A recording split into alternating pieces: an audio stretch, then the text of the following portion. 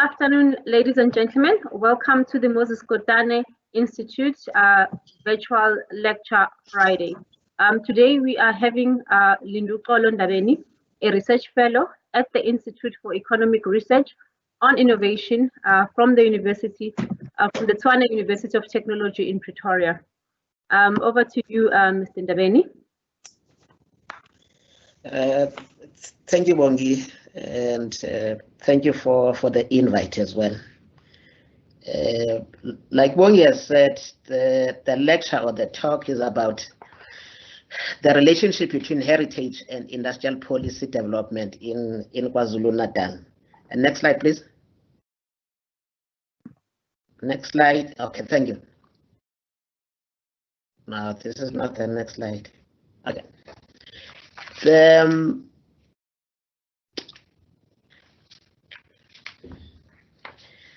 Let me start with the metaphor of a herdsman. When I grew up in the rural Eastern Cape, I used to see herdsmen looking after cattle. But there's one thing I noticed, that while it could seem to be something that has no pattern, but to the herdsmen, they know exactly when to feed the cattle, when to take them to the water for drinking, and where to graze the next day. That's my start. And what it means is that as policymakers and researchers, we are concerned not only about today's unemployment and unemployability, and that what exists today as employment opportunities should be both sustainable going forward, but we also think about those who may be unemployed in the future and those who may not even be born yet, but we need to think about them and create opportunities for them. Having said that, I've summarized the presentation, and that's where I start and that is where I will end. The second point I want to make is a disclaimer that the presentation is more suitable for policymakers and people doing policy research and development planners. So it's not a theoretical talk. It's a more applied kind of talk.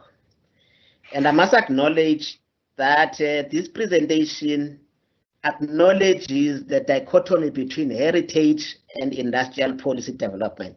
So basically, on the one hand, we have heritage, on the other hand, we have people who are developing industrial policy, but they hardly talk to each other.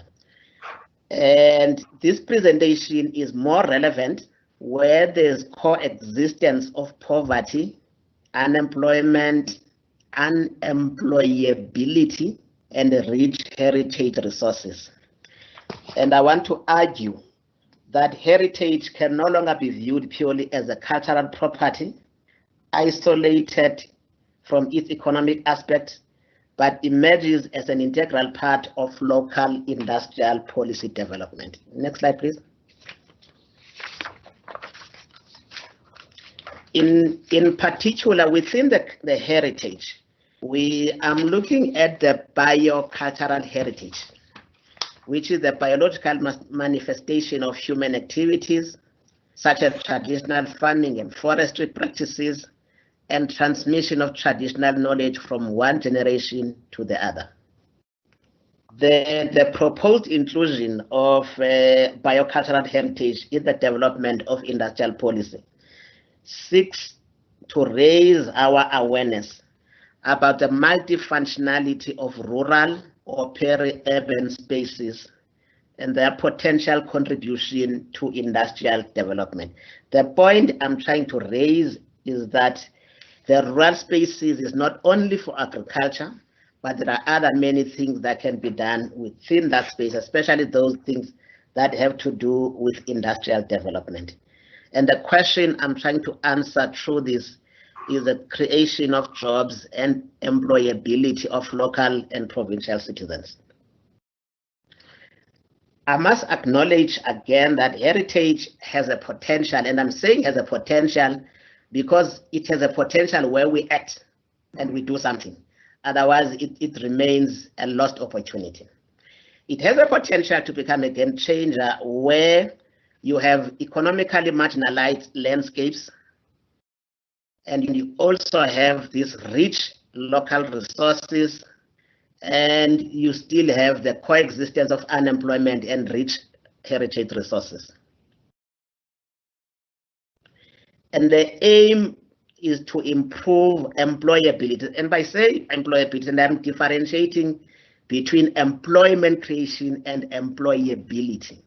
And the emphasis on employability is creating jobs that are relevant to the local or regional inhabitants. So it's one thing to create employment, it's one thing to ensure that people are employable. And they can be employable if the jobs are relevant to their levels of skills and their levels of knowledge. Next slide, please.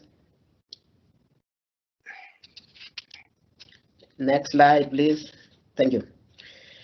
Let me use the example of sweet potato as a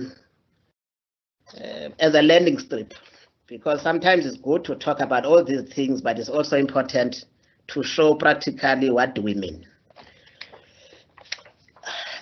Sweet potato, if we view it as a form of agricultural heritage, the planting of sweet potato is passed from one generation to the other. The way we eat sweet potato is passed from one generation to the other. But what we have not done, and this sweet potato is available throughout KwaZulu-Natal. You go to Wanongoma, you go to Ngwavuma, you'll find it. But we have not looked at how this agricultural heritage can be processed to create forms of employment that are relevant to the local people. So if we say, for example, we're now going to produce a sweet potato yogurt, which will be unique in KwaZulu-Natal, or you can even say it must be unique in Ngwavuma or Kwanongoma. In the process of processing this sweet potato, you are likely to need other expertise from chemical engineers. So the knowledge of chemical engineering, which was not there in abundance in Ngwavuma, will now be transferred to Ngwavuma. But you can't do this, all of it, without an analytical chemist. So you need to make sure that you have got an analytical chemist or an analytical chemist. But you also need to make sure that you have a nutritionist working with you, and you have post-harvest technologies, and there's demand for farming. But it started with a sweet potato, which is in abundance and everybody buys it cheaply. But we added value by processing it, and in the process, it led to transfer of knowledge and technology. It's not the only one. If we go, for example, to KwaDukuza, we're likely to see Ingcwabali kaShaka laphana KwaDukuza. But not much is done to promote the Ingcwabali kaShaka as a heritage site. And you have also Umuzi kaBabel Thuli, KwaDukuza. So not far from there as well, we have got others. You can talk about Langalibali Dube. But we haven't thought about how do we redefine KwaDukuza as a heritage city. So differentiating it from eThekwini, but saying this is a city that is unique, it's a heritage city.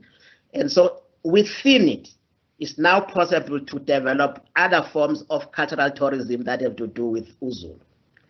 It's important I mention uShaka because we are no father figure kaZulu. If we didn't have uShaka, I'm not too sure what form of the Zulu nation would have. But if you go to lapha ePhakameni, kunesonto laphana isonto lasePhakameni, but but not much has been done to develop that place around religious heritage. And the sonto lasePhakameni can be traced back to the founder, Ubabe Shembe. I'm raising these resources because they are already available. All we need to do is to act upon them. I can talk about many of them, but let me stop there and move to say,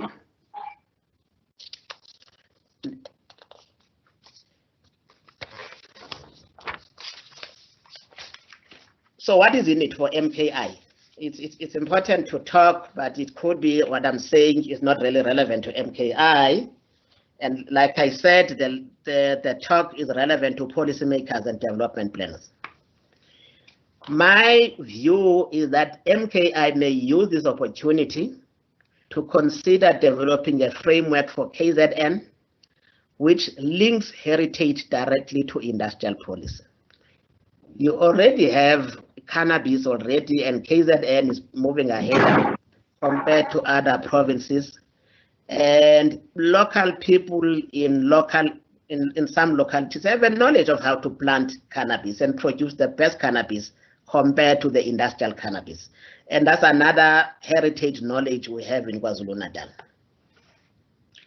And so we can also encourage local municipalities to develop heritage as an industrial policy development using heritage. It could be incorporated to their LED plans and their industrial policies. And I'm differentiating between LED plan and industrial policy. Industrial policy is aimed at developing industries and ensuring that those industries that are not performing well today may perform well tomorrow, and those industries that are not there today could be there tomorrow. That's different from local economic development planning, but there are relationships between the two. But the emphasis on industrial policy is industrial development. The next slide, please. In conclusion, I want to argue that heritage represents important, although underutilized asset for rural economic development. And this analysis has shown that we can use heritage to develop new forms of local and regional entrepreneurship, and especially where these can enhance technological upgrading and transform rural economies. And again, my bias is on rural because this is a space where there isn't much industrial development taking place, but it's a space where we normally see rich heritage resources. I thank you.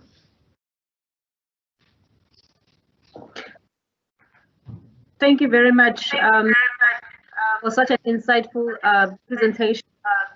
I think for me, what I would really appreciate an expansion on is on the matter of industrial policy linking to heritage and the richness of the province in heritage. I know you've touched a bit on cannabis and the fact that it is a new industry altogether. So what other areas can we look at? Whether is it medicine, whether it's indigenous knowledge systems that could be created to other things. So more than just the biology, the religion, and the political historical sides, what other heritage areas can the province look at? Okay. You want me to go for it? Please. Okay. Let me attempt. Cannabis has a long history amongst ordinary people. The scientists did not invent cannabis.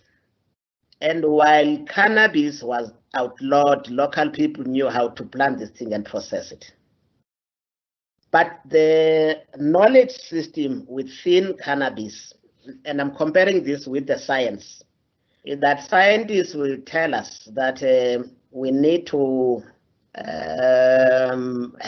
irrigate and have tunnels so that we can produce more oil. That is correct. But the local knowledge systems say to produce the best cannabis, you mustn't over-irrigate it. And how do you know that you are under-irrigating and over-irrigating it? It's only true when you listen to ordinary people tell you when exactly to plant and when to irrigate and when to harvest.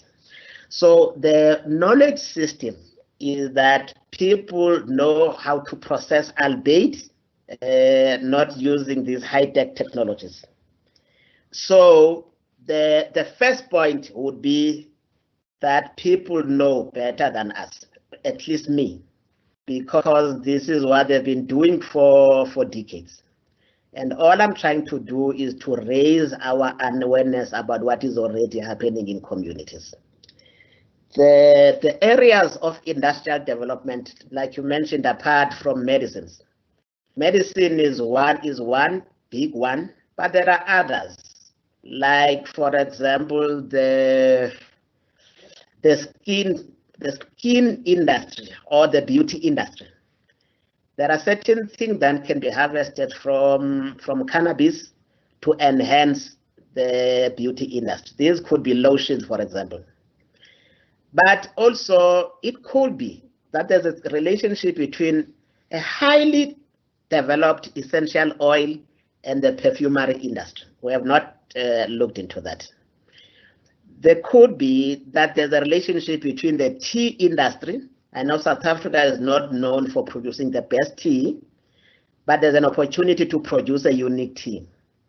So if you harvest from cannabis that which makes it cannabis, not grass, then it's possible that you can mix tea and a dose of cannabis. Of course, the scientists will tell us how to do it, and produce what could be called high tea. This is for people who are feeling down, people who are struggling to cope, and so to up their mood. We can call it high tea. But there are people who, for whatever reason, they need to be relaxed. You can develop a relaxed tea. So you can have a range of these teas only available in KZN. And therefore, that which was not taken seriously, which is tea, is now fetching far more money or returns than ordinary people would be able to do. That's another one. But the point I can make is that every locality and every region may have its own resource, the heritage resource. For example, KwaNongoma is mainly cultural heritage. And that's different from Enanda la kune sonto la KwaShembe khona. But that's different again from the marine resources you find at Durban, at eThekwini. And that could be different again from another area where you find a different resource. The point I'm making, every locality has its own unique. And by looking at the uniqueness of heritage resource in a particular area, we're able to link it to industrial development. The point is that the heritage influences the industrial policy development in that particular area. I hope I tried, madam. Thank you very much. We got a question from Mr. Vincent. Can you kindly expand on opportunities around heritage tourism and perhaps, if possible, compared to other tourism destinations? Heritage tourism. Heritage tourism is unique in the sense that the basis of that tourism is heritage. And the basis of that heritage development is the knowledge about the cultural or heritage tourism in that area. So if we use, for example, the example of KwaDukuza in Ngwabaleka Shaka lapha, we can then say, here is a resource for heritage tourism, but the opportunity there is on the training of people who will be able to offer this service. So you're offering a service, but linked to that, because people must come, must see, and they must buy. If they don't buy, there's no economy. So it's important to think about what other services or products can be procured there. One of them could be, for example, ama carvings or hearings depicting uShaka nomkhondo wakhe. So I was there not to buy a key ring, but because I see it, I'm there, I can buy it. The other point could be the other opportunities is on the cuisine. If we say this is the kind of food Shaka ate on Thursdays, and if you come on Thursday, you will eat what Shaka used to eat, people will be there to say, I want to taste what Shaka was eating on a Thursday. Or this is the kind of food Shaka was eating that makes him so strong. But apart from that, because we need to look and make sure that people are there, not just for an hour or not just for a day, other services linked should enable people to spend more time in KwaDukuza, and in the process use the local hotels and B&Bs. So it's not just the basis could be heritage, but the services could be varied depending on the capability of what we found in KwaDukuza. Thank you, ma'am. Thank you very much. Now let's talk about innovation around the issues of heritage and the fact that our heritage, especially in the province, is widely known. But how then do we innovate around it? To influence that policy, that industrial development policy, one, two, and also LEDs, because they are actually talking about local economic development. So how then do we bring innovation to the space that is centuries old and package it so that the world can start consuming it within the latest ambit of these technologies? That's not an easy one. The reason it's not easy because innovation is a systemic thing, and one does not innovate in isolation. So it brings another dimension, which is the system's view of innovation. What it means is that we can innovate if we are able to identify the actors. So you can identify, for example, your UKZN, your University of Zululand, and MKI and others. But you also need to identify who are the holders of this heritage. And you need to identify in which way you may be forced to protect them legally so that they don't lose. And so each actor will bring something new, and the aim is to empower local people.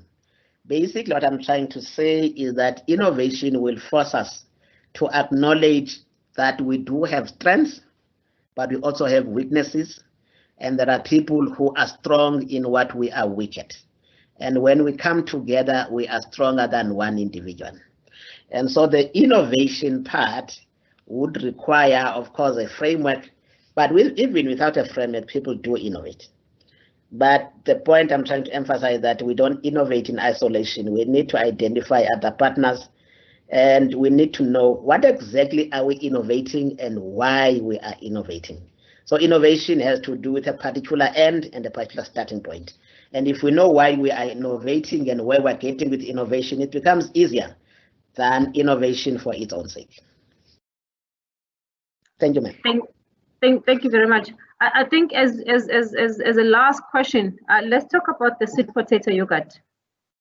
Okay. So that whoever is listening today could perhaps be inspired to go back and look at the feasibility of actually starting a small company and really delve into this, as you know that the vegan lifestyle is taking over. There's issues around people's sensitivity to lactose and milk. Perhaps there is a potential here. Just briefly explain to us how is it made, and how do we start looking into this thing as young entrepreneurs in the province? It's easier said than done. I say it's easier said than done because when you start looking at it, it's more complex. But it's not as complex and requires a degree in physics or chemistry. You just need to know how to measure things, even if you use a cup. Basically, the first thing you need is sweet potato. And the second thing, you need to have a chart with the analytical chemist who will take you through the process and who will also tell you this is the kind of machinery you will require and where you can buy the machinery.